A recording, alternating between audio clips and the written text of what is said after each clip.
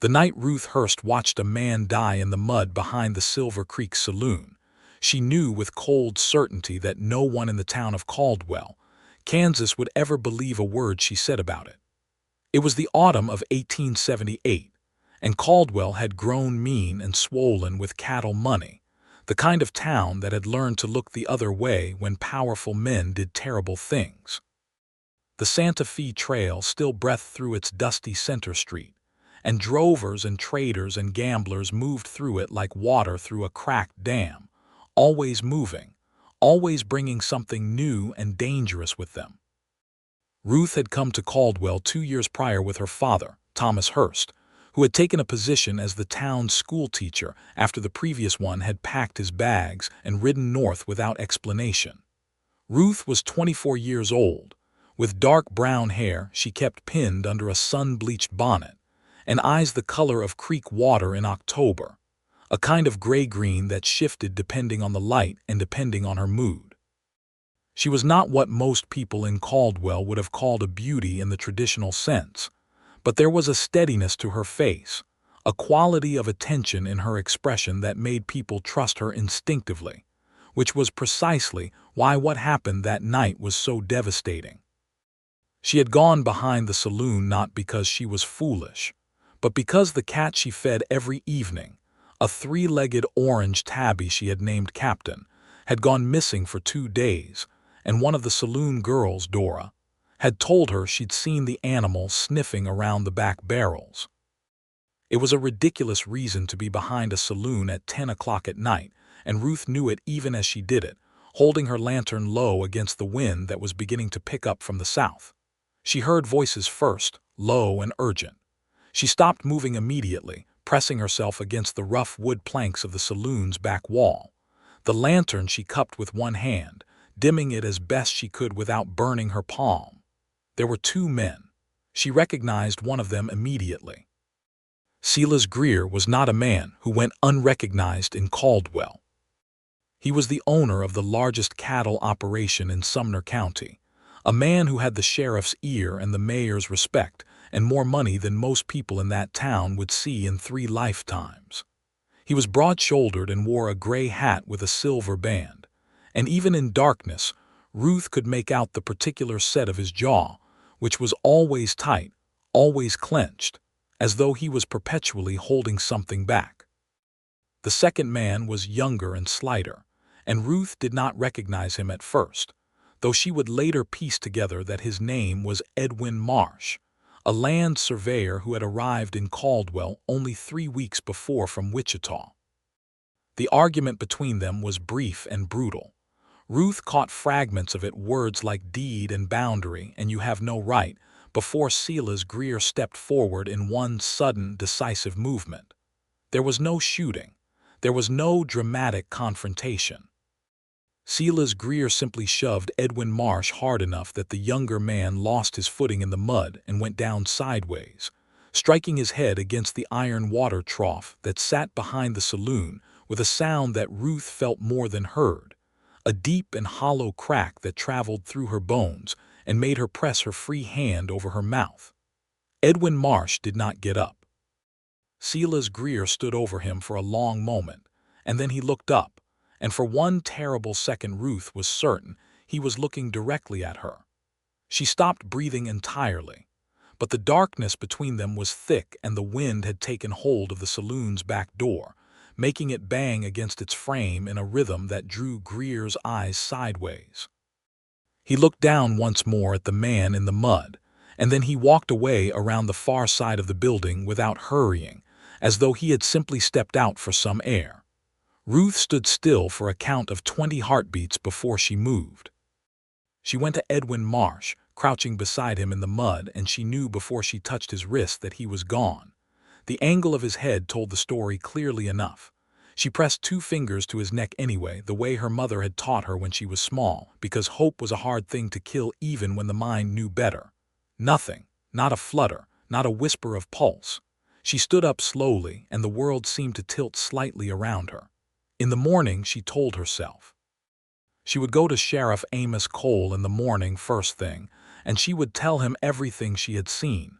It was simple. It was the right thing to do. She was a witness to a crime, and she would speak plainly and clearly, and justice would follow. That was how things were supposed to work. She found Captain the next morning curled under her father's porch steps, entirely unconcerned with the upheaval he had caused by wandering. Sheriff Amos Cole received her in his office at 8 in the morning, a cup of coffee steaming on the desk in front of him. He was a man of about 50, with a drooping gray mustache, and the look of someone who had been quietly disappointed by life for long enough that the expression had settled into his face permanently. He listened to Ruth with his hands folded on the desk, and his eyes moving between her face and the wall behind her head in a way that told her he was not really listening at all. When she finished, he was quiet for a moment. "Miss Hurst," he said, with the patient, slightly weary tone of a man explaining something to a child, "Edwin Marsh was found this morning behind the Silver Creek saloon. It appears he fell and struck his head. The ground back there is uneven and it was dark last night." "He did not fall," Ruth said carefully. "He was pushed. I saw it. Silas Greer pushed him into that trough." Something moved across Cole's face. It was not surprise. It was something more calculated than surprise, something closer to the particular expression of a man doing arithmetic in his head. "Miss Hurst," he said again, and the repetition of her name was already beginning to sound like a door closing. "Are you certain about what you saw? It was dark, you said. You were some distance away." "I was close enough," she said. "I saw his face. I know Silas Greer." "Everybody knows Silas Greer," Cole said, and there was a faint emphasis on the everybody that Ruth understood completely. "He's a respected man in this community. A pillar, some would say." He paused. "And you were behind the saloon alone at night. Some folks might wonder what you were doing there." The meaning of that landed on her like a bucket of cold water. She felt the flush rise in her face, but she kept her voice level. "I was looking for my cat, Sheriff. My cat that had gone missing. One of the girls at the saloon told me she had seen him in that area." Said Cole, and the sound carried an entire verdict. "She went home. She told her father, Thomas, who was a decent man and a cautious one, and who sat very quietly at the kitchen table for a long time after she finished speaking. He was 56 years old and had a chest that had been giving him trouble since the previous winter, and she could see him weighing things the way careful men do, measuring danger against duty. "I believe you," he said finally, and she felt the words like a warm hand on a cold day. "But Cole won't move on Greer, not without something more." "What more is there?" she asked. "I saw it happen." "You're a woman," he said, and it was not cruelty in his voice when he said it, only the flat reality of the world they both lived in. One woman's word against Silas Greer's silence. In this town, that's not enough.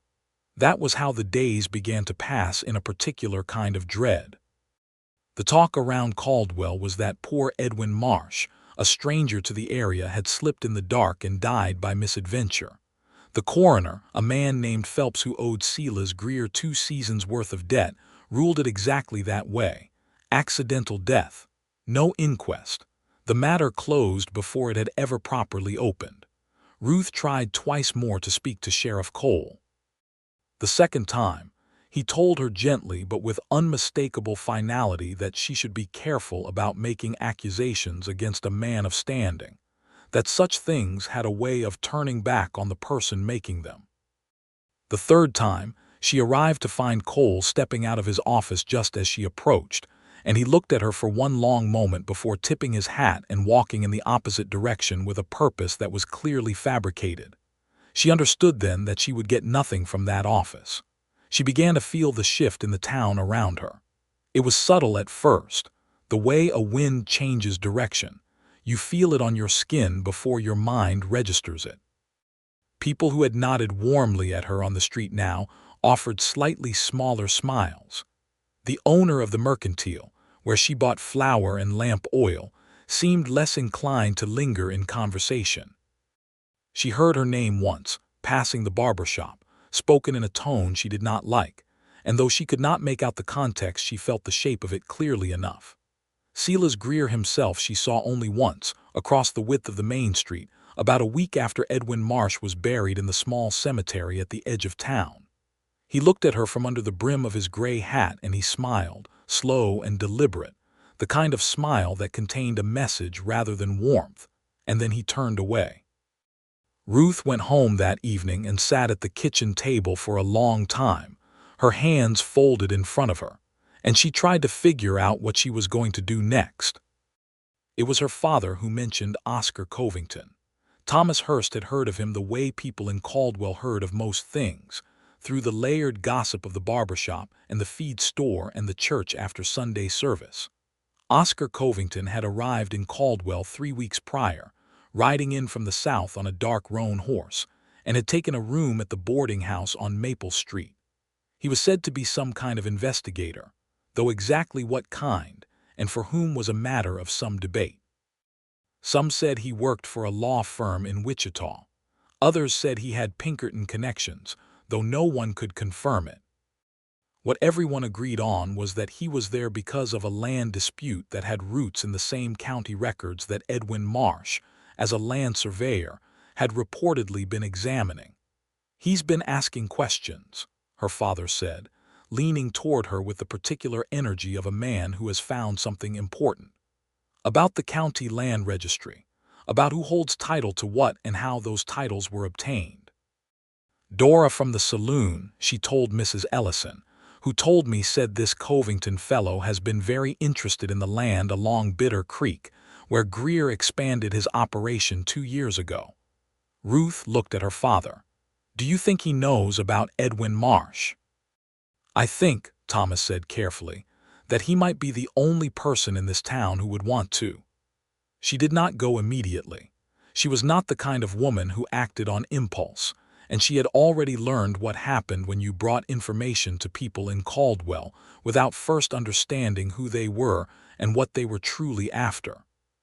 She spent 2 days making quiet inquiries of her own, the way women in that era often gathered intelligence through conversation, through observation, through the networks of information that ran between the kitchens and sewing circles and church pews of the town, invisible and underestimated and entirely reliable. What she learned about Oscar Covington was this: he was 30 years old, from St. Louis originally, though he had spent the last several years moving through Kansas and Oklahoma territory in his investigative work. He was polite in the boarding house, paid his bills on time, kept his own counsel. He had eaten at the diner on Commerce Street every morning for 3 weeks and always left a fair tip. He had helped Mrs. Ellison carry a heavy crate of preserved jars up her front steps without being asked. He had a habit of reading in the evenings, sitting in the chair by the window of his room at the boarding house, the light visible from the street. None of this was enough to tell her whether she could trust him, but there was one more thing, and this one thing mattered more than the rest. He had asked, at the land registry office, to see the original survey documents for the Bitter Creek parcels, the same documents that Edwin Marsh had reportedly been reviewing in the days before his death. The clerk had told him the documents were not available. He had come back twice more and received the same answer. And then, rather than giving up, he had written a formal letter to the state land office in Topeka requesting copies of the originals directly, bypassing the local registry entirely. A man doing that was either very determined or very honest or both. Ruth decided that was worth a conversation. She went to the boarding house on a Wednesday morning in mid-October, when the sky had turned the particular hard blue of autumn, and the cottonwood trees along the creek had gone entirely gold. She asked Mrs. Ellison, who ran the boarding house and who had always been friendly to the Hurst family, whether Mr. Covington was in. Mrs. Ellison said he was, and showed her to the small sitting room at the front of the house, and went up to knock on his door. Oscar Covington came downstairs 2 minutes later, and Ruth had one of those peculiar moments that sometimes happen when a person is exactly different from what you have imagined. She had constructed some mental picture of him from the second-hand descriptions. She had imagined someone older, perhaps, or more severe.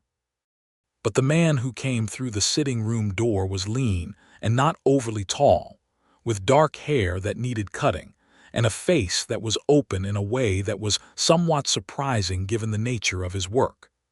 He had brown eyes that were attentive without being calculating, and a mouth that looked as though it was accustomed to asking questions rather than making pronouncements. He was dressed plainly in a dark vest over a white shirt, his sleeves rolled to the elbow despite the coolness of the morning. He looked at her, and she had the sense that he was doing the same kind of rapid assessment she was doing of him, and that he was doing it honestly rather than strategically. "Miss Hurst," he said, because Mrs. Ellison had given him her name. "Please sit down." "Thank you," she said, and sat, and folded her hands in her lap the way she always did when she was preparing to say something difficult. He sat across from her and waited, which she appreciated. Many men, she had found, felt the need to fill silence in a way that made the silence about them. He simply waited, his hands resting loosely on the arms of the chair, his eyes on her face. "I'm told you've been looking into the land along Bitter Creek," she said, "into Silas Greer's holdings there." "That's correct," he said. "I want to tell you something," she said. "Something I saw, and I want you to understand before I tell you that I have already told Sheriff Cole and that he did not believe me or chose not to. I want to be honest with you about that up front so you understand what you're receiving when I give it to you." Something shifted in his expression, not skepticism, but a kind of sharpening attention. "I'm listening," he said, so she told him. She told him all of it, with the same careful precision she had used with Cole, but without the nervousness this time, because something about the quality of his listening made her feel that the words were landing somewhere solid rather than simply dissolving into the air. She told him about Captain, and about Dora's message, and about going behind the saloon.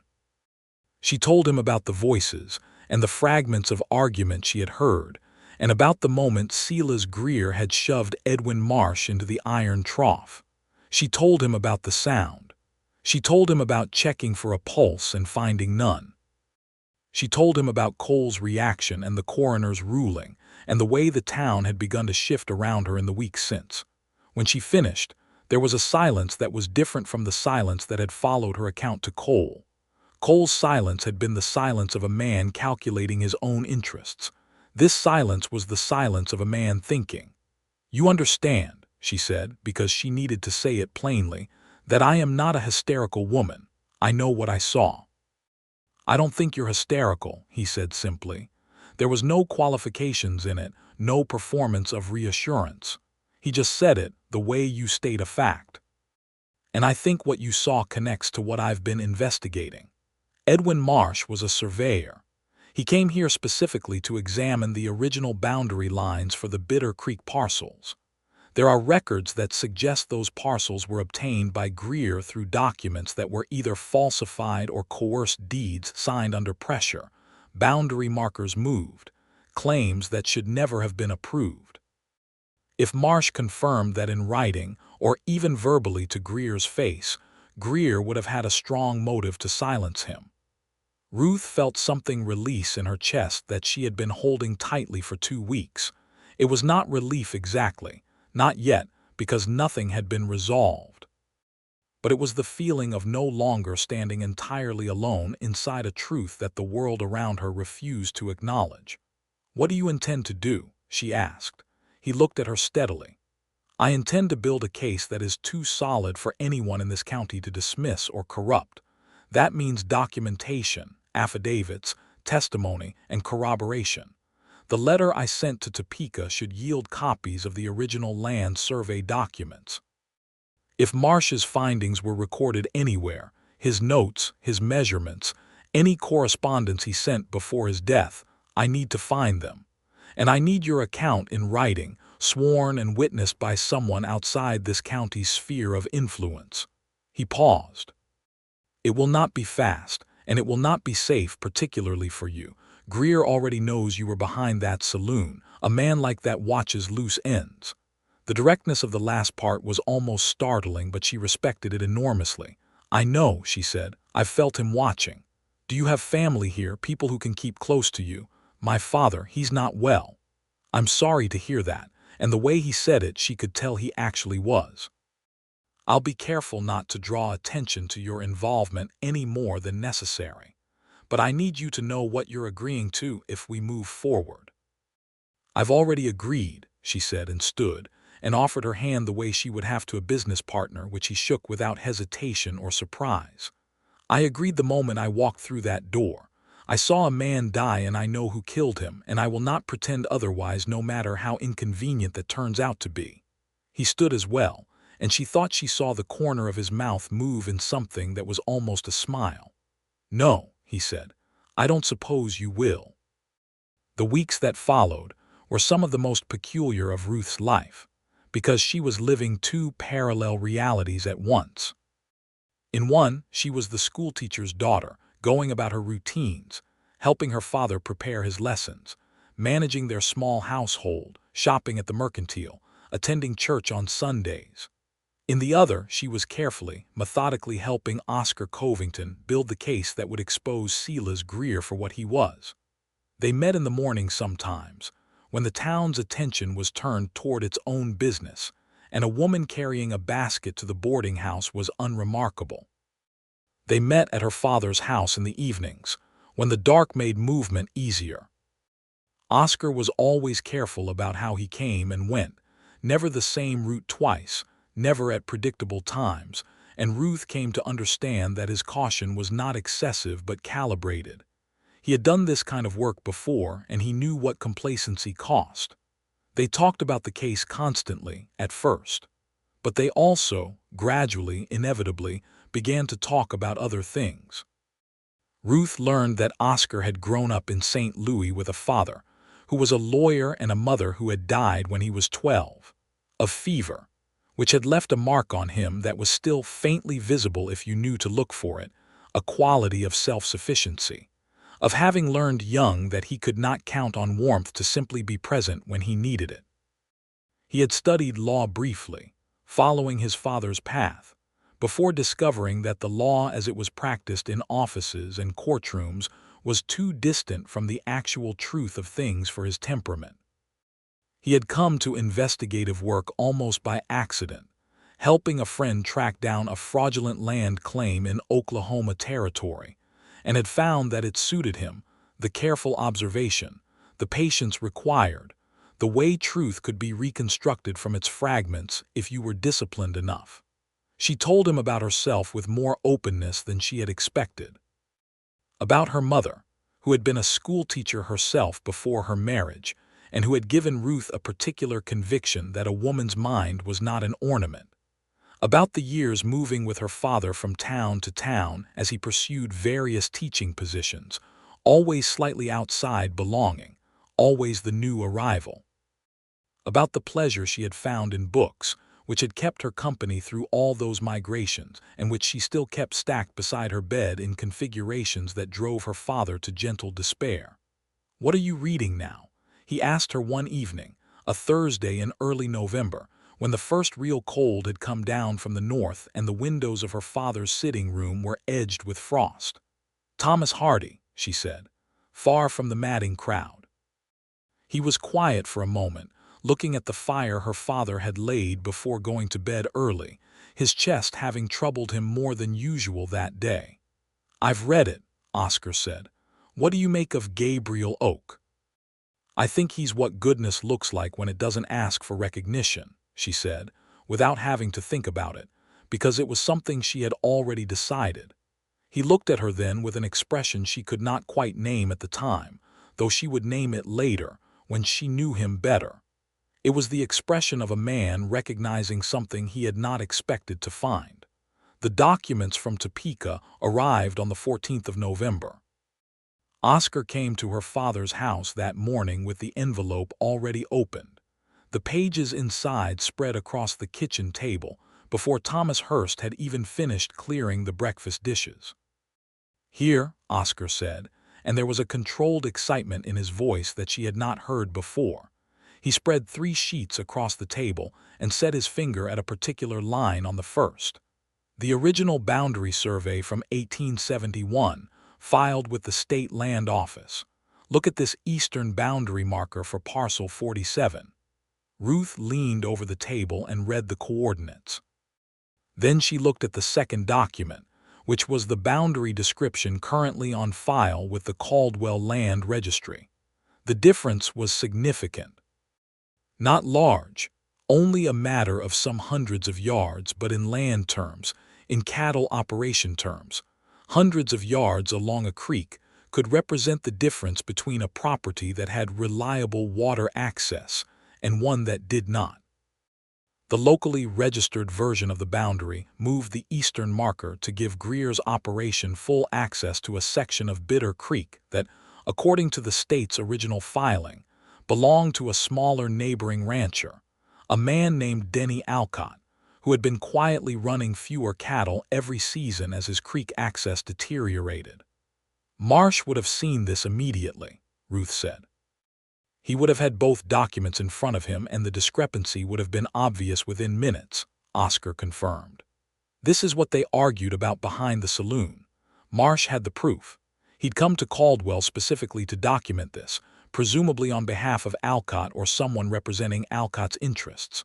When he confronted Greer, Greer couldn't let him leave alive, Ruth said, and even having known this for weeks, saying it plainly still made something cold move through her. Her father, who had been listening silently from his chair by the window, said, "What happens now?" "I write my report," Oscar said. "With these documents, your daughter's sworn testimony, and any corroborating evidence I can gather, I take this to the federal district court in Wichita. This is beyond Amos Cole's jurisdiction at that point, and beyond Silas Greer's reach. The state land fraud alone is a federal matter. The death of Edwin Marsh, if we can get it reclassified from accidental to suspicious, becomes a criminal investigation at a level Greer can't manage the way he's managed this town." "You make it sound straightforward," Thomas said. "It won't be," Oscar said, and there was no softening in the way he said it, which Ruth respected. "But it's possible. It's genuinely possible, which is more than it was a month ago." He looked at her when he said that last part, and she held his gaze and nodded, because they were a team now in a way that had grown so naturally she had not noticed the precise moment it happened. What she noticed instead was this: the way he paid attention when she spoke, not just to the words but to the spaces between them. The way he always ensured she had the seat closest to the fire on cold evenings without making a ceremony of it. The way he had, on one occasion when she was walking back from the mercantile with a heavy basket, and he encountered her on the street, taken the basket from her hand with such natural ease that it had not felt like a gesture of propriety, but simply like something a person did for someone they cared about. The way he laughed when she made a dry observation about the absurdity of some local situation. An honest laugh, surprised out of him, that reached his eyes and changed his whole face. She realized one evening while brushing out her hair before the mirror in her room, in a significant amount of trouble of the kind that had nothing to do with Silas Greer. She also realized that she was not, in any sense, inclined to avoid it. The matter of gathering corroborating evidence brought its own complications. Oscar needed someone who had known Edwin Marsh before his death, who could speak to what the surveyor had found and what he had intended to do with it. Through the county records, he had traced 2 letters Marsh had written to a law office in Wichita, but he needed someone who had spoken to Marsh in person. It was Dora from the saloon who provided the connection, and Ruth was the one who asked her. Dora was 26, sharp-eyed and practical in the way that life had made her practical, and she listened to Ruth over tea in the small room Dora kept above the saloon, a room that was neater and more personal than the noise below it would suggest, with the steady attention of someone who had been underestimated long enough to have developed excellent judgment. "Marsh talked to me," Dora said, after a moment's consideration. "The evening before it happened. He came in for a drink and he was agitated, which I noticed because he hadn't been a drinking man particularly. He told me he'd had a meeting scheduled with Greer and that it had gone badly." Not what was said, he wouldn't say that, but that he'd told Greer what he'd found and that Greer had threatened him. Ruth sat very still. He said that Greer had threatened him, he said, and I remember the words exactly because they troubled me enough that I thought about them afterward, Dora said. If something happens to me in this town, remember that I told you Silas Greer did not want me to leave. The silence in the small room above the saloon was absolute. Will you say that to Mr. Covington? Ruth asked. In writing, sworn. Dora was quiet for a long moment, turning her teacup in her hands. Greer will know it was me. Yes, Ruth said. He likely will. I won't pretend otherwise. What happens to me if this doesn't work? I don't know, Ruth said, because it was the honest answer. But I know what happens to Edwin Marsh if it doesn't, and I know what Greer will do next if no one stops him. Dora set her teacup down with a small, decisive click. All right, she said. Get me your Mr. Covington. Oscar took Dora's statement 2 days later, and when he came to the Hurst house that evening, his face had a contained excitement that was different from the careful professional composure she usually saw. This is enough, he said, spreading his papers on the kitchen table. The state land documents, your testimony, Dora's statement recording Marsh's own words on the night of his death, and the letters Marsh sent to the Wichita law office taken together. This is enough for a federal judge to issue a writ compelling the county to reopen the investigation into Marsh's death. Enough to put Greer in front of a court he can't buy his way out of. Thomas Hurst, who had been listening, said, When do you go to Wichita? Soon, Oscar said. Within the week. I'll take everything in person. Ruth looked at him across the table, at the careful arrangement of his evidence, at the steadiness of his hands. She thought about how 3 weeks ago she had sat in the same chair where he sat now, and made herself the promise that she would not let what she had seen disappear into the convenient silence that Caldwell preferred. You should go as quickly as possible, she said. The longer these documents are in this town, the more risk there is of them going missing. I know, he said, and then more quietly, looking at her rather than at the papers, will you be all right while I'm gone? The question was so straightforward, so personal, that it moved through her guard before her guard had time to assemble. Yes, she said, I'll be careful. Stay close to home, he said. Don't go out alone at night. And if anything feels wrong, I know, she said. They looked at each other across the table for a moment in which the kitchen felt very small and very warm, and the sound of the fire was the only thing in the world. I'll be back within 2 weeks, he said. He left on a Monday, and the 2 weeks that followed were some of the longest Ruth had lived through. She did as he had said, kept to her routines, stayed close to home in the evenings, kept her father company, and tried not to let her anxiety show in a way that would worsen his already fragile constitution.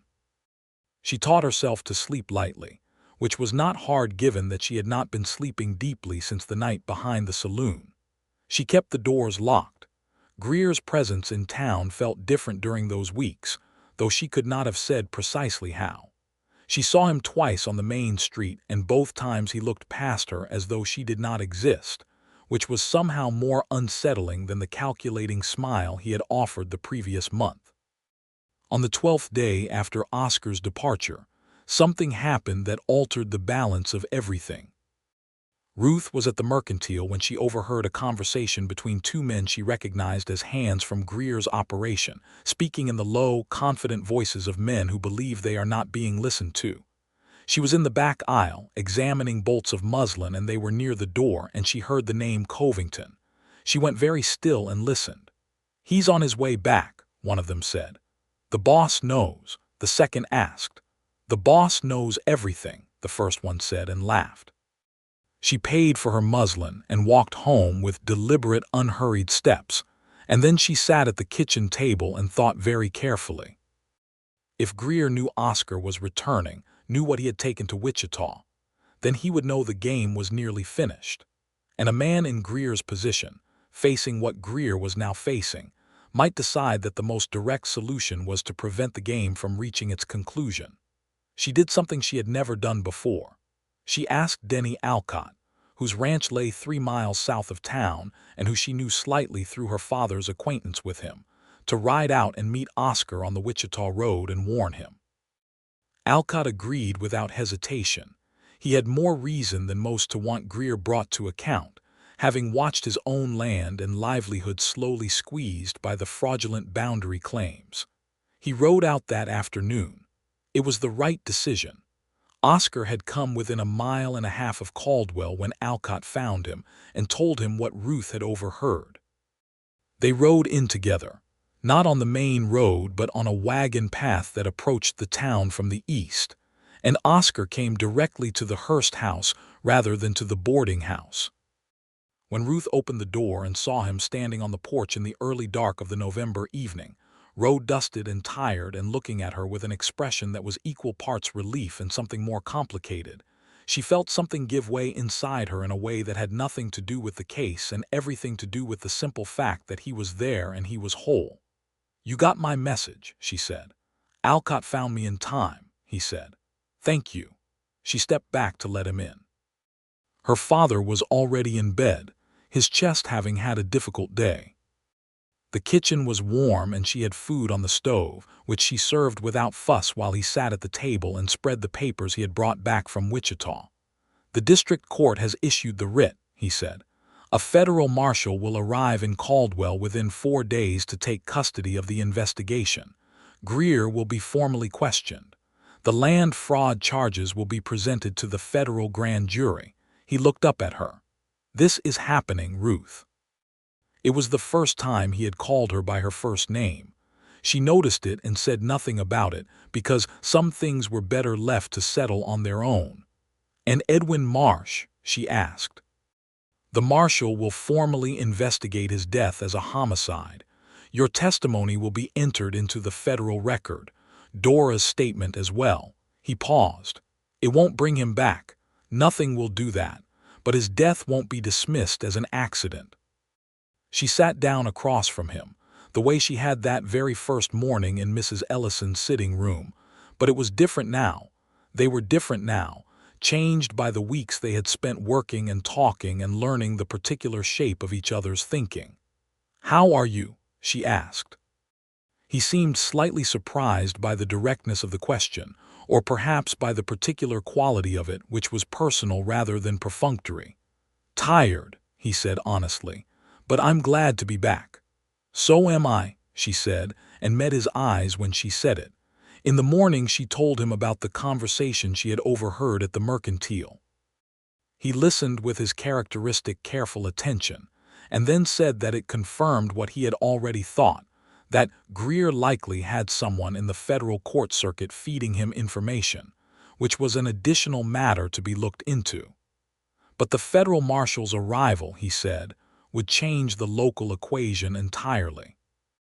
It was very difficult for a man like Greer to operate once the federal authority arrived, because his influence was locally derived. It did not stretch to the federal level, at least not yet. The marshal arrived on the morning of the 22nd of November, 1878, a gray morning with a sky the color of pewter and a wind that came off the plains like something with a purpose. His name was Abraham Schofield, and he was a lean, formal man in his 40s who wore his authority with the quiet completeness of someone who did not need to announce it. He went first to the sheriff's office, where Amos Cole received him with visible discomfort, and then to Silas Greer's place of business, a large stone building on the north end of Commerce Street, where Greer kept his office. Ruth heard all of this from Mrs. Ellison, who heard it from her neighbor, who had watched the whole sequence from her front window with the avid attention of someone watching history happen. By midday, the news had moved through Caldwell the way all important news moved through small towns, instantly, thoroughly, and with the particular electric quality that comes when something that everyone has quietly known to be wrong is finally acknowledged to be so. Oscar spent most of that day with Marshal Schofield, providing his documentation and his account of the investigation. Ruth was asked to come to the marshal's temporary office, which Schofield had established in a room at the courthouse, at 2 o'clock in the afternoon to give her formal testimony. She dressed carefully for it. not because she thought appearance was justice, but because she understood that in the world as it was, particularly for a woman speaking against a powerful man, the way you presented yourself was part of how your words were received. She wore her good dress, the dark blue one with the white collar that her mother had made years ago and that she had taken in to fit her own narrower shoulders. She pinned her hair with more care than usual. She walked to the courthouse with her head up and her pace even. Marshal Schofield took her testimony with meticulous efficiency. He asked her to describe exactly what she had seen, what she had heard, the physical layout of the space behind the saloon, the actions of both men, the sequence of events. He asked about the lighting conditions, the distance, her line of sight. He did not ask why she was behind the saloon at that hour, and she appreciated that he did not, though she would have answered honestly regardless. When she finished, Schofield said, "Thank you, Miss Hurst. Your account is consistent with the physical evidence we've reviewed and with the secondary statement we received from Miss Dora Calvert." "Will it be enough?" she asked. "Along with the documentation Mr. Covington has assembled, yes," Schofield said. "It is more than enough." She was walking back down the courthouse steps when Oscar appeared at the bottom of them, and she stopped when she saw him there, because his face told her something before he said it. "They've taken Greer in for questioning," he said. "He didn't resist. He sent for his lawyer from Wichita, but the federal warrant doesn't require his cooperation to proceed regardless." He paused. "It's going to be all right." She stood on the courthouse steps and looked at him standing below her in the gray November light, and the relief that moved through her was so complete and so sudden that it was almost overwhelming. She had been holding it back for weeks, the weight of knowing what she knew and not being believed, the weight of watching Edwin Marsh's death be quietly buried alongside his body, and now the knowing was going to mean something, and the holding was over. "Don't cry on the courthouse steps," she told herself firmly. "You look like you're arguing with yourself," he said, and the warmth in his voice made the argument considerably harder to win. "I'm winning," she said, and her voice was only slightly unsteady. "Mostly." He came up 2 steps and stood level with her, and she looked at him, and the thing that had been building between them through all the weeks of kitchen table meetings and careful evidence and shared purpose was suddenly, plainly present in the space between them without either of them having done anything in particular to put it there. "Ruth," he said. "Don't say anything important on the courthouse steps either," she said, which made him laugh, that honest, surprised laugh that reached his eyes. "When then?" he asked. She thought about it. "Later," she said, "when this is finished." He nodded, and they walked back into town separately but in the same direction, which seemed to Ruth to be a reasonable description of where they had been heading all along. The proceedings against Silas Greer moved with the particular efficiency that the federal system could achieve when it chose to, over the weeks that followed. It was not fast, nothing in the law was ever fast, but it was inexorable in a way that local justice in Caldwell had never been. The land fraud was documented comprehensively, and Greer's title to the disputed Bitter Creek parcels was challenged formally, which meant that Denny Alcott's claim was simultaneously resurrected and supported by the state's own records. Amos Cole, faced with a federal investigation that included examination of what he had and had not done with Ruth's original report, resigned from his position as sheriff before Christmas, which surprised no one and relieved everyone. His replacement was a younger man named James Brent, who had previously served as a deputy in Dodge City, and who came with a reputation for straightforwardness that the town, which had grown tired of its own compromises, seemed genuinely ready to embrace. The question of Edwin Marsh's death was formally reclassified to homicide. Silas Greer was charged with manslaughter in the death of Edwin Marsh, based on the combination of Ruth's eyewitness testimony, Dora's statement recording Marsh's own words of fear, and the physical evidence reviewed by the marshal's office. The trial itself took place in the federal court in Wichita in February of 1879, and Oscar went to provide his evidence, and Ruth went to provide hers. and her father insisted on coming despite the cold and the distance because he said he was not going to let his daughter stand up in a federal courtroom without him present. They went on the train, which had recently extended its service to Caldwell via the Atchison, Topeka, and Santa Fe line, which was one of the ways the world was changing around them, even as some things in it remained stubbornly old. Ruth sat in the witness box in the Wichita Federal Courthouse on a cold Wednesday morning in February, and described what she had seen behind the Silver Creek Saloon on a warm September night 4 months prior. She described it clearly and completely, and without embellishment, because the truth as she had witnessed it was quite enough without embellishment. Greer's lawyer tried to suggest that the darkness and the distance had compromised her perception, and she answered each challenge with the same steady precision. She had been close enough. The lantern had provided sufficient illumination. She knew Silas Greer's face because she had seen it across the width of a dinner table at a church social the previous spring, and she was not in the habit of forgetting faces. When she stepped down from the witness box, her father reached over the low railing and took her hand and squeezed it, and she squeezed back. Silas Greer was convicted of voluntary manslaughter in the death of Edwin Marsh and sentenced to 8 years in the federal penitentiary. The land fraud charges resulted in the voiding of his fraudulent title claims and the restoration of the original boundaries, which returned Denny Alcott's water access to him and allowed his operation to begin recovering. Greer's cattle empire, built as it had been on a foundation that included what he had stolen, did not survive his incarceration intact. It was not a perfect justice. Ruth knew that. Edwin Marsh was still dead. The years Greer had operated unchecked had done real damage to real people that would take time to repair. But it was justice, real justice, the kind that required acknowledgement of what had happened rather than its convenient disappearance, and Ruth had been the instrument of that acknowledgement. She had stood up inside a truth that no one had wanted to believe, and she had held on to it until it could no longer be ignored.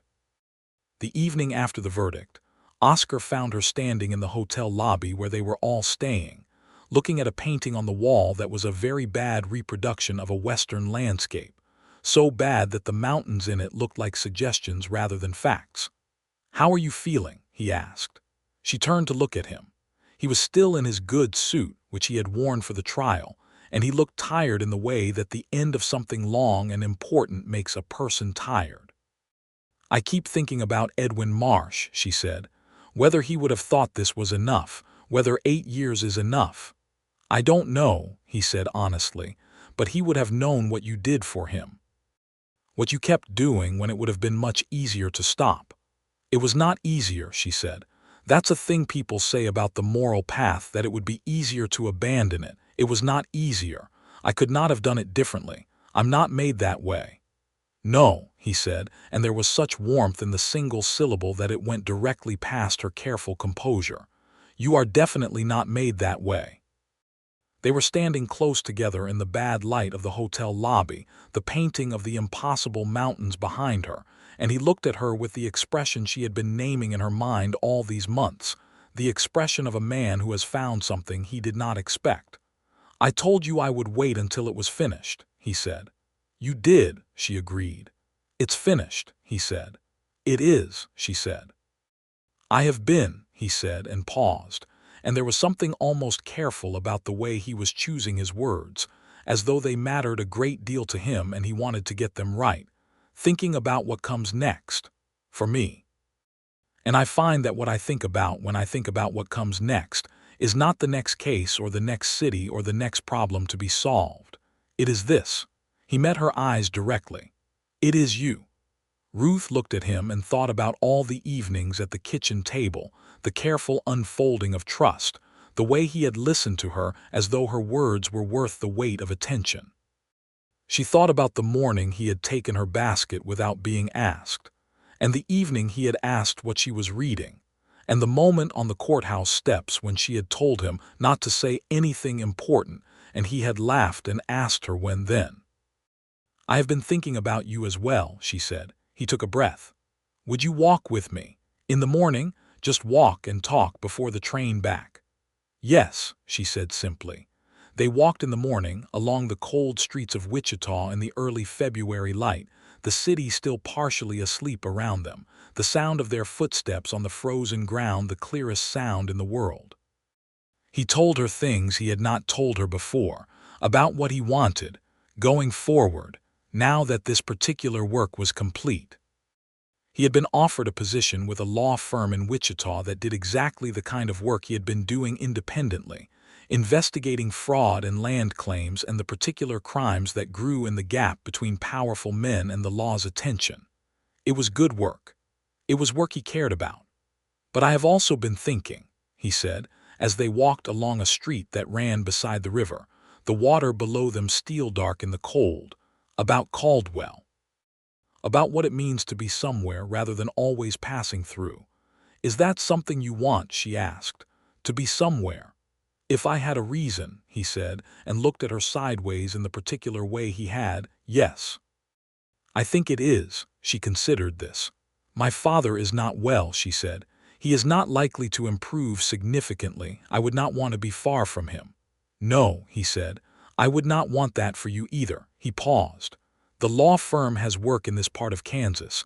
I would not need to be in Wichita to do it, not primarily, and Caldwell is not so far." She stopped walking and looked at him, and the cold air made her breath visible between them, two small clouds of warmth in the winter morning. "Oscar," she said.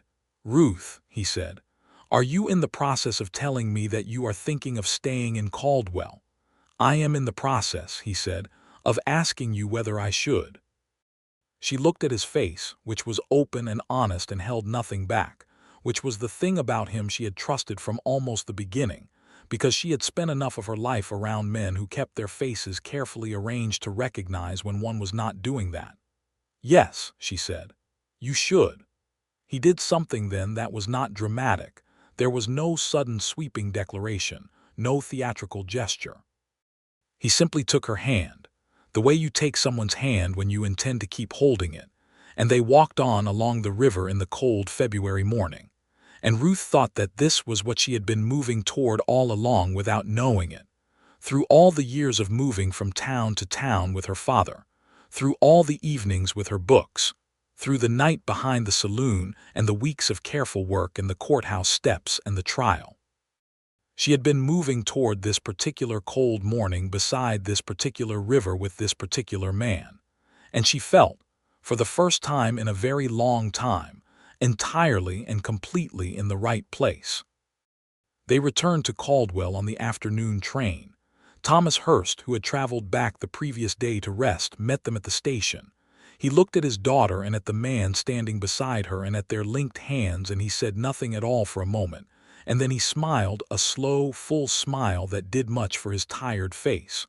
"Well," he said, "the coffee will be ready." Oscar did not leave Caldwell.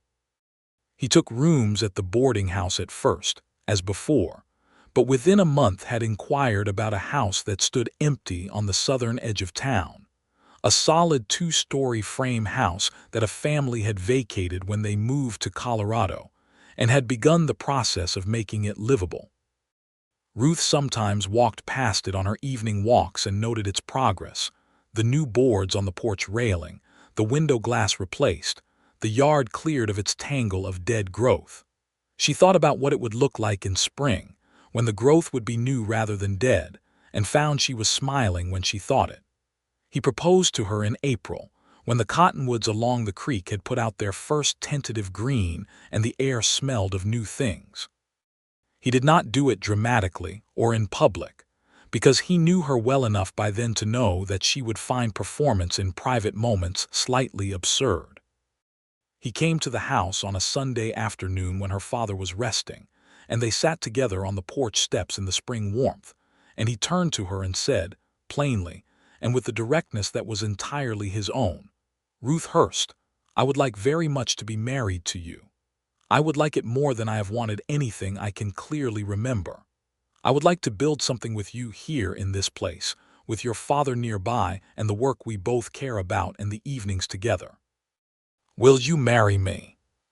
She had known it was coming because she was not the kind of woman who missed the approach of important things, and she had known her answer because she had known it really since a cold morning in February beside a dark river. But she let herself feel the fullness of the moment anyway, the porch boards warm under her, the smell of spring grass, his face in the afternoon light patient and steady and hopeful and entirely sincere. "Yes," she said. "Oscar, yes."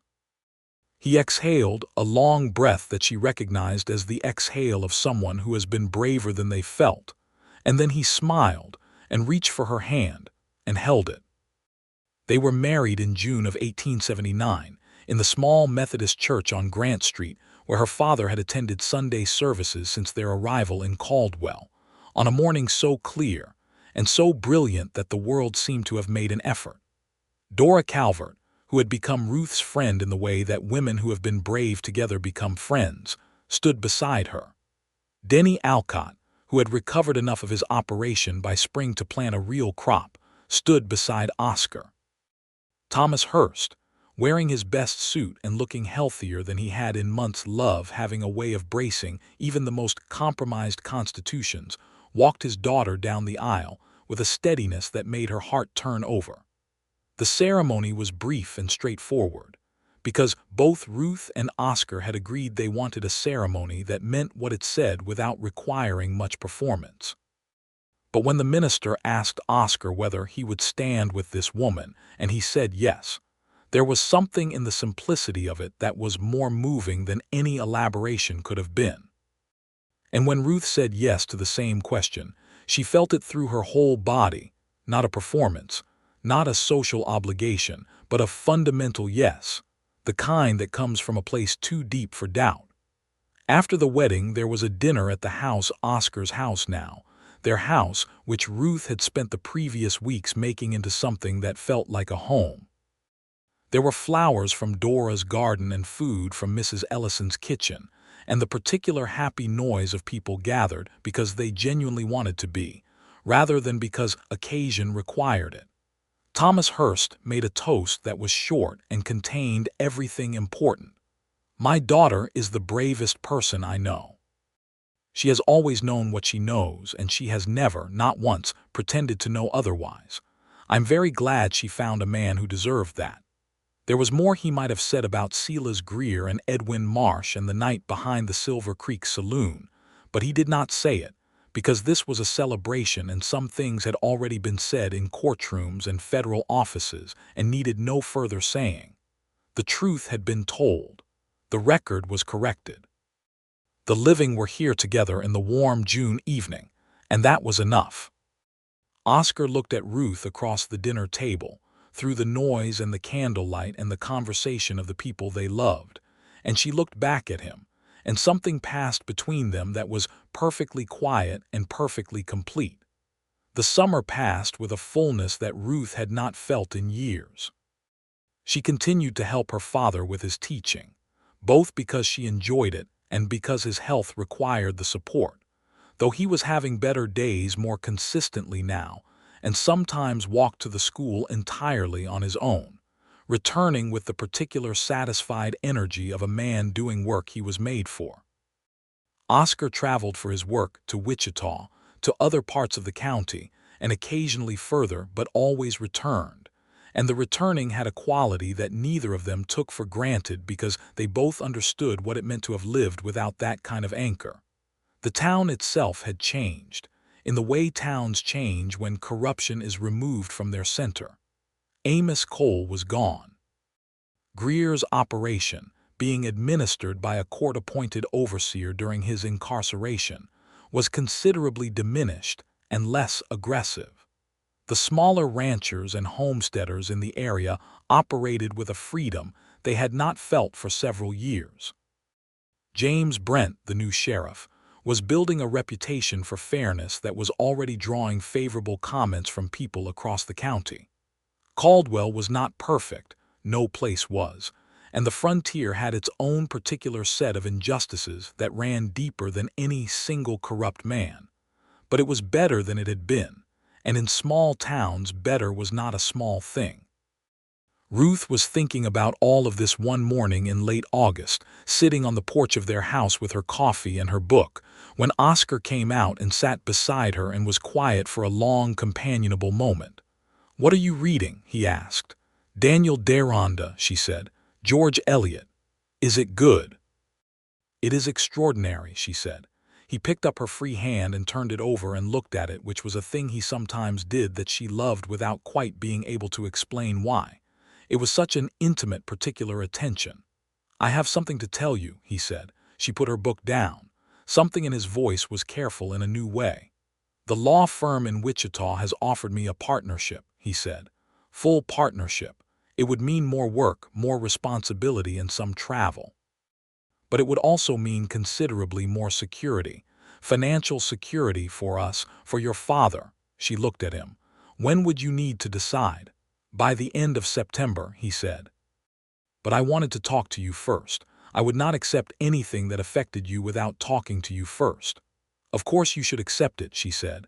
"Oscar, this is what you're good at, what you care about, of course." He looked at her for a moment. "You would not find it difficult, the travel," she considered honestly. "I would find it less than ideal," she said. "But I am not interested in keeping you small for the sake of keeping you close. That's not the kind of marriage I want." She looked at him directly. "And I trust you to come back." He kissed her then in the morning light, which she received as the declaration it was. She had also, though she had not yet told him, been suspecting for a week and a half that their family was about to become larger. She told him that evening after dinner, while they were sitting by the fire that he had laid against the early September chill, and his face when she told him was something she would keep with her for the rest of her life, not the dramatic expression of theatrical feeling, but something quieter and deeper, something that moved through him visibly and changed the quality of the air in the room. "Are you certain?" he asked. "Not entirely," she said, "but sufficiently so that I thought you should know." He was quiet for a moment, looking at the fire, and then he looked at her with an expression that was entirely unguarded. "Ruth," he said, and could not immediately continue, which was fine because the way he said her name was enough. "I know," she said softly. Her father, when she told him the following Sunday, stood in his kitchen and pressed both hands flat on the table and breathed very carefully for a moment, and then turned to her with his eyes bright. "Your mother would have been so pleased," he said. "I know," Ruth said. "I know she would." Winter came on early that year, the first hard frosts arriving in October and the first real snow before November was out, and Ruth moved through the season with the particular heightened awareness of pregnancy. The world slightly more vivid at its edges, the cold more precisely felt, the warmth of the house more deliberately appreciated. Oscar was careful with her in ways that were tender without being overbearing, which was a balance she appreciated and recognized as characteristic of him. He always managed to care for her without diminishing her. He brought extra wood without being asked, and inquired about her health without making her feel like an invalid. And in the evenings they read together by the fire or talked about the work he was doing and the cases that crossed his desk, which she genuinely found interesting. And the weeks passed with a warmth and a fullness that made the dark outside feel entirely inconsequential. Thomas Hurst spent many evenings with them, which was good for his health and better for his spirits, and he and Oscar had developed the kind of friendship that builds slowly between two men who respect the same things and have been honest with each other from the beginning. They argued about history and politics and the particular trajectory of the West, which Thomas believed was being remade faster than its people could adapt to, and which Oscar believed was being remade exactly as fast as the people in it demanded. Ruth listened to these arguments from her chair with her book, and occasionally inserted a comment that invariably ended the debate by being too precise to argue against, which both men affected to find annoying and secretly delighted in. Their son was born in March of 1880, in the first real week of spring, on a day that began with light frost and ended in warmth. He was healthy and determined, and announced his arrival with considerable emphasis. And Oscar, who had been present throughout because Ruth had made it clear that she expected him to be, looked at the infant in his arms with an expression of complete and undisguised bewilderment that slowly resolved, over the course of about 2 minutes, into something entirely different, something that was unmistakably love of the unconditional kind, the kind that asks nothing and offers everything. They named him Thomas James Covington. Thomas, for Ruth's father, whose face when they told him was more than Ruth could describe and more than she would try. James for Oscar's father, because Oscar believed in honoring what was worthy in your origins even when your origins were complicated.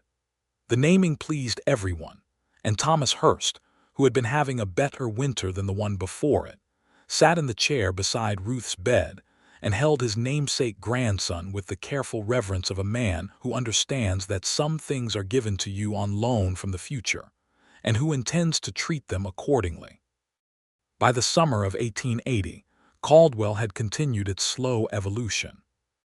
The Kisham Trail era was drawing toward its end, as the railheads moved further west, and the cattle drives that had made the town's fortune, and its mayhem began to diminish in frequency.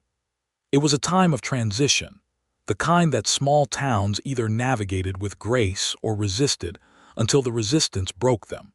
And Caldwell was navigating it with the particular pragmatic energy of a place that had learned, recently and sharply, the cost of looking away from the truth of things.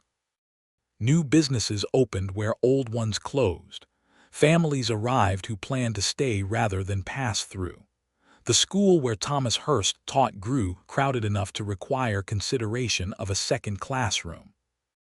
Ruth had opinions about all of it, and expressed them in the particular venues available to women in that era, the Women's Society at the church, which she had joined, and which she worked methodically to make into something actually useful rather than purely ceremonial, and through her father's increasing involvement in the town's civic conversations, where her influence was unofficially but unmistakably present. She was not a woman who confused the limits placed on her with actual limits, and she worked with the patience and intelligence of someone who understood that change came in degrees and that each degree mattered. Oscar's work expanded as his partnership in the Wichita firm consolidated.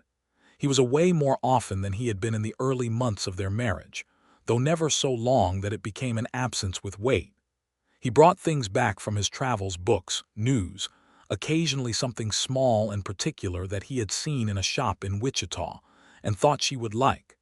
She accepted these things as she accepted everything from him, directly, with gratitude that was real rather than performed. One evening in the autumn of 1880, when Thomas James was 6 months old and Ruth had recovered her full energy and more, she and Oscar sat together on the porch of their house in the early dark, the baby asleep inside, the air smelling of dry grass and turned earth and the last of the late flowers. "Do you remember," she said, "the morning I came to Mrs. Ellison's sitting room?" "I remember everything about it," he said. "You sat down and folded your hands and said you wanted to be honest about what you were giving me before you gave it. I was terrified," she said. "I had told Cole and been dismissed, and I didn't know whether you would be different. I had evidence that you might be, but I didn't know. I knew within about 30 seconds that you were telling the truth," he said, "not because I was looking for a reason to believe you, but because the way you told it was the way true things sound when they're told by someone who doesn't know how to lie." She looked at him sideways. "That is either a compliment or a very specific observation." "Both," he said, and smiled. She looked out at the dark yard, the shapes of the cottonwood trees against the sky. "I think about Edwin Marsh sometimes still," she said, "whether his family knows what happened, whether they know someone stood up for him." "I wrote to his family last spring," Oscar said. "Did I not tell you that?" She turned to look at him. "No, what did you say?" "I told them what he had found and what he had done with it and what it cost him," Oscar said. "I told them that his work was what broke the case open, that without what he had found, Greer's fraud would have continued indefinitely, that in the process of doing his job honestly, he accidentally also stopped a much larger wrong, and that there was a woman in Caldwell who made sure none of that disappeared." She was quiet for a moment. The baby made a small sound inside the house. a sound of sleeping rather than waking, and they both registered it and waited, and it subsided. "You told them about me?" she asked. "I told them a woman named Ruth Hurst saw what happened to Edwin and would not pretend otherwise no matter what it cost her," he said. "I thought they should know someone fought for him." She looked at him for a long moment in the autumn dark, and the thing she felt was too wide and too deep for a single word. "Oscar," she said. "Ruth," he said, and took her hand. They sat together on the porch in the dark, the house warm and lit behind them, the plains stretching out beyond the edge of town into the immensity that was always there in the west, the sheer, impartial vastness of the land that put human things in their proper scale without diminishing them. Ruth thought about the night behind the Silver Creek saloon and the walk to the sheriff's office in the morning, and the weeks of being dismissed, and the morning she had decided to try once more. One more time, with this man she had heard about through the chain of other people's words. She thought about the kitchen table covered in documents and the train to Wichita and the witness box in the federal courthouse. She thought about the courthouse steps and the morning beside the river and the June wedding and the child sleeping inside their house.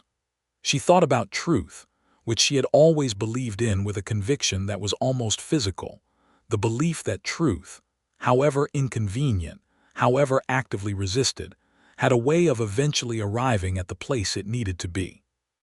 She was glad she had not stopped believing that. She was glad, more than she could say, for the man sitting beside her who had believed it too. The following spring brought another development that Ruth had half expected and entirely welcomed. Her father, whose health had been showing genuine improvement in the warmth of a family around him, announced at Easter dinner that he intended to establish a small lending library in Caldwell, using his own collection as the foundation. He had been talking to several townspeople who were interested in contributing volumes, and James Brent had offered a room in the Civic Building on Commerce Street for the purpose.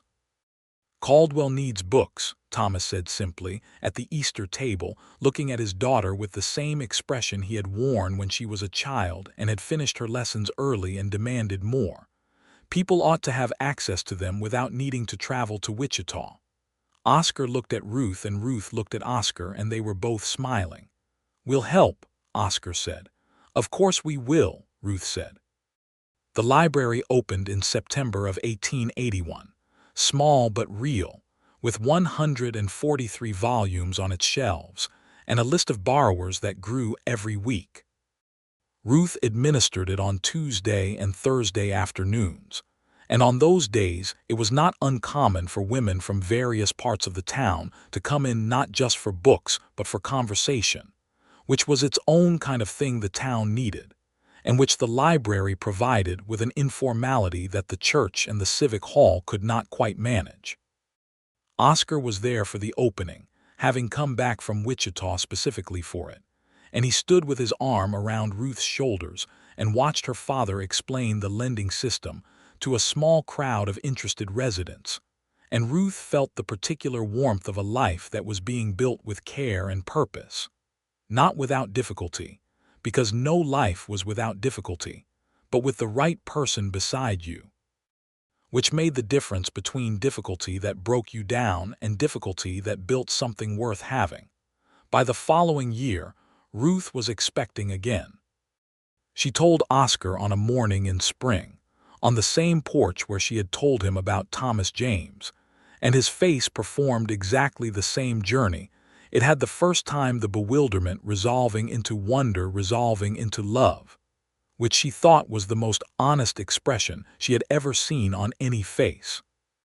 Their daughter was born in January of 1883, in the middle of a snowstorm that kept them all inside for 3 days, and she was small and fierce and determined from the very first moment, which both her parents recognized as characteristic and received without surprise.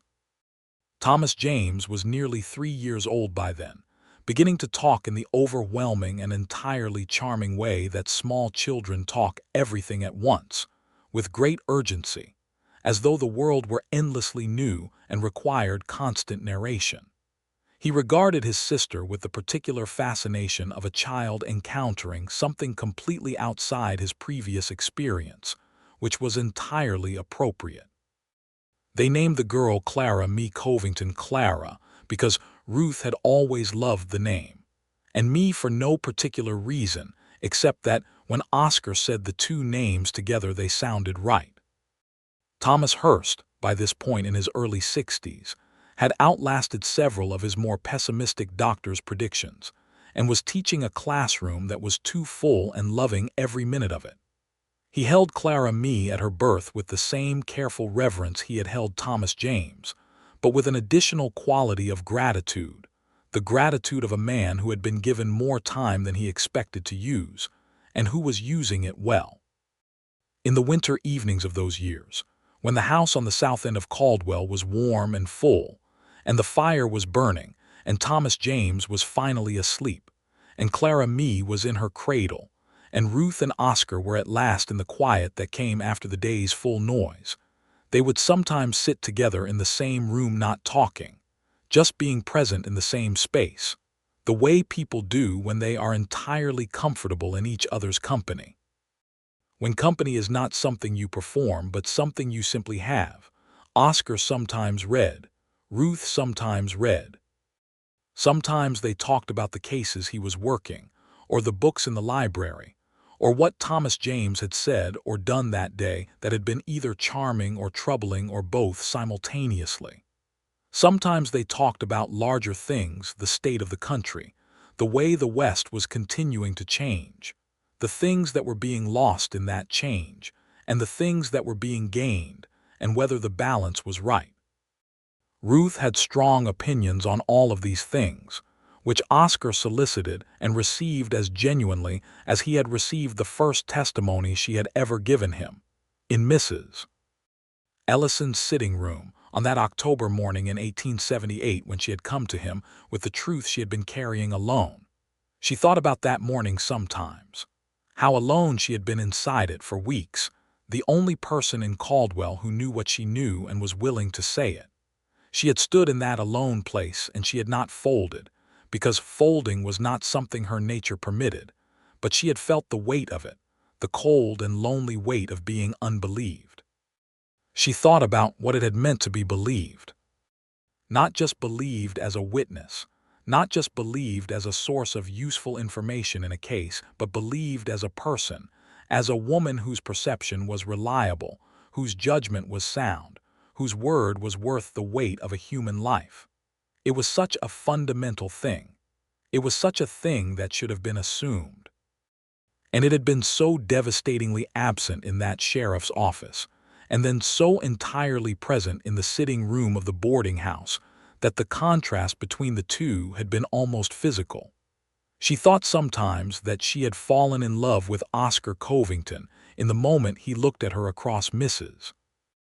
Ellison's table and said, simply and without qualification, that he did not think she was hysterical. Not because the bar was low, the bar should never have been that low, but because the way he said it was the way a person speaks when they are telling the truth about something they actually believe, and she had been in enough rooms by then to know how rarely that happened.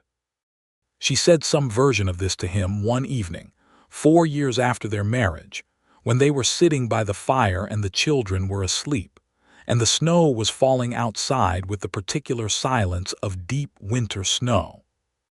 He listened to all of it, the way he always listened, and when she finished he was quiet for a moment. "I think," he said, "that I fell in love with you in that same sitting room, when you said you would not pretend otherwise no matter how inconvenient it turned out to be." He looked at her steadily. "I had been in a lot of rooms by then too, and I had rarely heard someone say something so entirely true about themselves with such complete lack of drama about it." She looked at him across the fire. The room was warm. The snow was falling. Their children were sleeping above them in the house they had made together out of an empty frame and some careful attention. "We were both very brave that morning," she said. "Yes," he said. "We were." She reached out her hand and he took it, the way he had taken it in Wichita in the February cold, with the intention of keeping hold of it. The years moved forward. Thomas James grew into a boy who had his father's directness and his mother's precision, and a considerable talent for mathematics that surprised everyone and delighted no one more than his grandfather. Clara Mee proved her fierce first impression entirely accurate, refusing to be put down or overlooked by anyone in any room she occupied from the moment she could walk, which was earlier than expected, and in a spirit of complete independence. Ruth had opinions about raising daughters in a world that still, in all its evolution, maintained a persistent tendency to underestimate them, and she applied these opinions with the consistent, unobtrusive effectiveness she brought to everything she cared about. Oscar's work continued to take him into the complicated places where law and power and land intersected, and he was good at it, better every year, with the accumulated knowledge of cases and outcomes, and the particular insight that came from having navigated those territories in the company of someone like Ruth, who had shown him very early that the most important evidence in any situation was often the evidence that the powerful people involved most wanted to dismiss. He took on apprentices occasionally, young men reading for the law who needed to understand that the law as written and the law as practiced were two different geographies, and that the space between them was where most of the real work happened. He sent one of them, a particularly sharp young man from a small town west of Wichita, to spend a month at the Caldwell Library, making use of Thomas Hurst's collection and Ruth's administration of it, because he said there was nothing the young man needed that he could not find in that particular library with that particular librarian's guidance. The young man came back to Wichita considerably better prepared and wrote Oscar a letter saying so, and Oscar read it to Ruth over breakfast, and she made no comment but looked pleased in a way she did not try to hide. Dora Calvert left Caldwell in 1882, having saved enough money to purchase a small diner in Wichita, which she ran with the same practical intelligence and direct manner she had brought to everything, and which became something of an institution on its particular street. Ruth visited her there twice, and they sat together in the kitchen after hours and talked the way they had that afternoon in the small room above the Silver Creek saloon. And it was good not because they were particularly alike, because they were not, but because they had been brave at the same time about the same thing, and that kind of shared courage makes a bond that does not erode with distance or time. Denny Alcott's ranch recovered and then thrived in the years following the restoration of his water rights, and he became a quiet fixture of the county's agricultural community, the kind of steady, unglamorous success that does not make dramatic stories but builds the reliable substance of a place. He and Oscar maintained a friendship of the practical and unpretentious kind, built on the honest business of helping each other when it was needed, and respecting each other's competence in the things they each knew best.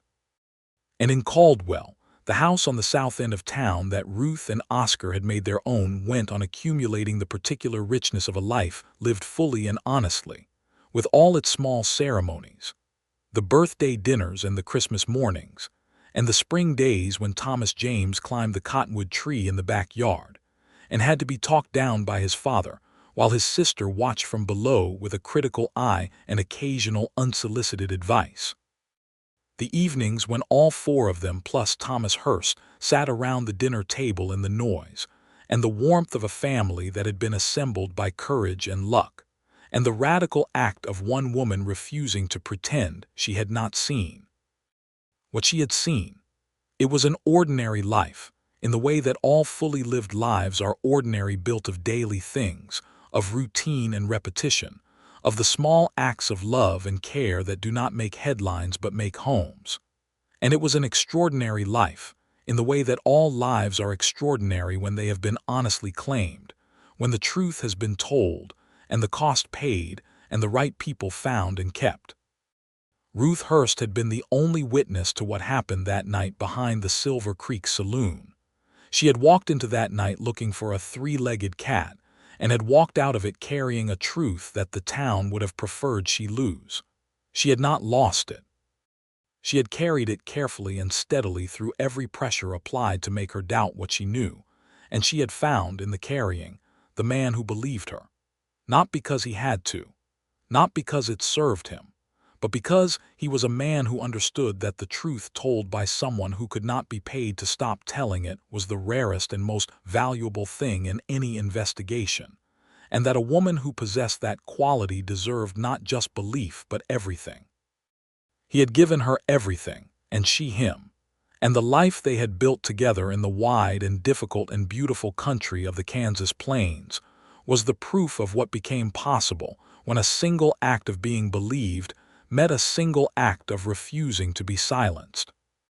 That October in 1884, 6 years after the night behind the saloon, Ruth stood on the porch of their house in the afternoon light and watched Oscar ride up the road from the direction of town, returning from 3 days in Wichita, and felt the same thing she had felt every time he returned. Not just relief, not just happiness, but the deep settled rightness of a thing in its proper place. He saw her on the porch and raised his hand, and she raised hers back, and the distance between them was already closing. Thomas James ran out from the yard with the particular joyful urgency of a 4-year-old greeting his father, and Oscar swung down from his horse and caught the boy up in one arm and was already looking past him toward the porch where Ruth stood in the afternoon light, her second child settled on her hip, the wide Kansas sky behind her in all its autumn blue. He walked toward her, and she watched him come, and the world was exactly the size it needed to be.